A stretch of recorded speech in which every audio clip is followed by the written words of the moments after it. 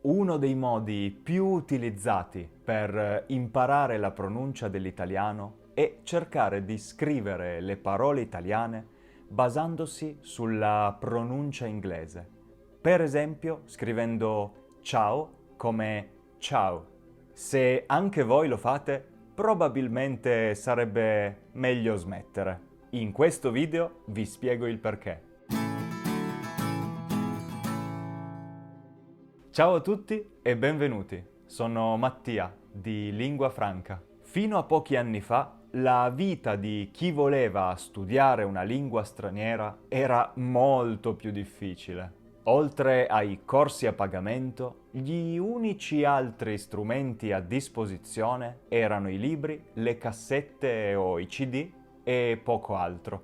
Questo è probabilmente il motivo per cui si è diffusa, soprattutto in America, l'abitudine a imparare la pronuncia delle parole italiane scrivendole in modo che, se lette con pronuncia inglese, suonino corrette in italiano. Se non sapete di cosa sto parlando, e se non lo sapete, meglio così. Continuate a guardare per non rischiare di fare questo errore. Mi riferisco a quelle liste di parole in cui trovate i termini italiani accompagnati dalla loro traduzione e da questo tipo di scrittura. In fondo, perché sprecare tempo a imparare la pronuncia italiana delle parole se posso semplicemente pensare a ciao come ciao per pronunciarlo correttamente, giusto? E no. Sbagliato. Alla base di questo ragionamento, infatti, c'è un errore molto importante. L'italiano e l'inglese usano fonemi molto diversi.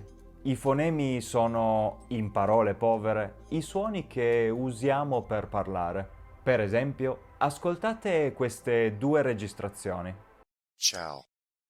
Ciao. Se sentite la differenza, fantastico. Significa che state andando alla grande nel vostro percorso per imparare l'italiano. Ma se non la sentite, non preoccupatevi troppo. Dovete semplicemente lavorare un po' di più sul suono della lingua italiana. Imparando la pronuncia dell'italiano attraverso questo tipo di scrittura, non vi avvicinerete mai alla pronuncia corretta. E prima di continuare, secondo YouTube, 2 persone su 3 tra di voi non sono iscritte al canale. Se state imparando l'italiano e vi piacciono le lingue straniere, non dimenticatevi di iscrivervi al canale per non perdervi i prossimi video. Ma allora, perché questo metodo è così comune? Beh, come dicevo poco fa, fino a pochi anni fa, trovare materiale audio che contenesse le parole che volevamo imparare in italiano non era facile.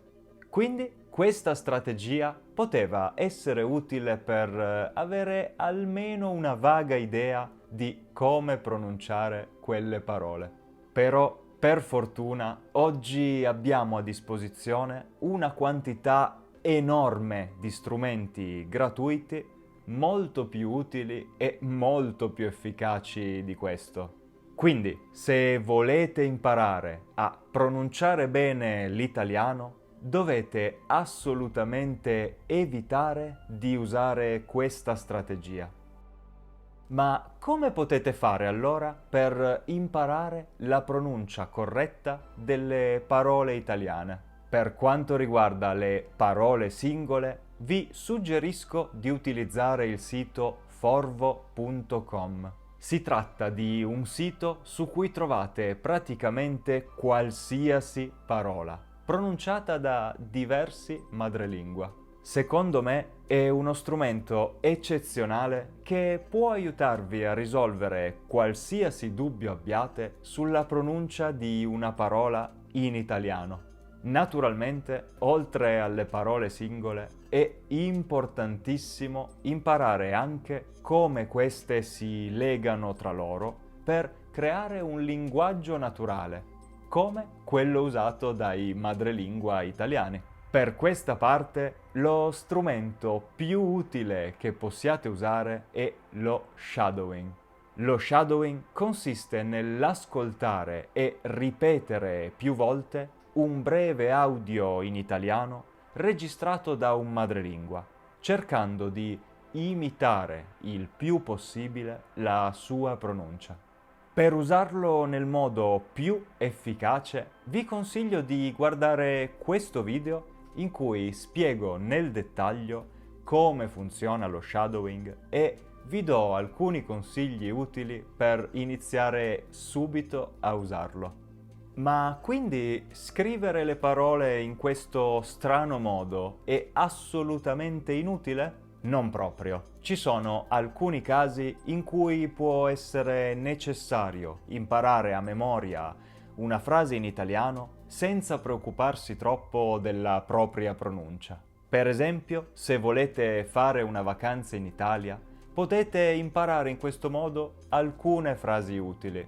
Però ricordatevi, se volete davvero imparare l'italiano, è importante lasciarsi alle spalle questo metodo e imparare davvero come gli italiani pronunciano la loro lingua. Prima di salutarvi, vi ricordo che se siete degli stranieri che vivono in Italia o se avete intenzione di diventarlo in futuro, sul gruppo Facebook Expats in Italy trovate tantissime persone pronte ad aiutarvi su qualsiasi dubbio possiate avere. Ora vi consiglio di guardare il video sullo shadowing per continuare a migliorare il vostro italiano. Lo trovate qui. E se questo video vi è piaciuto, un clic sul tasto mi piace qui sotto sarebbe meraviglioso. Per oggi è tutto. Ci vediamo nel prossimo video. Buon italiano a tutti!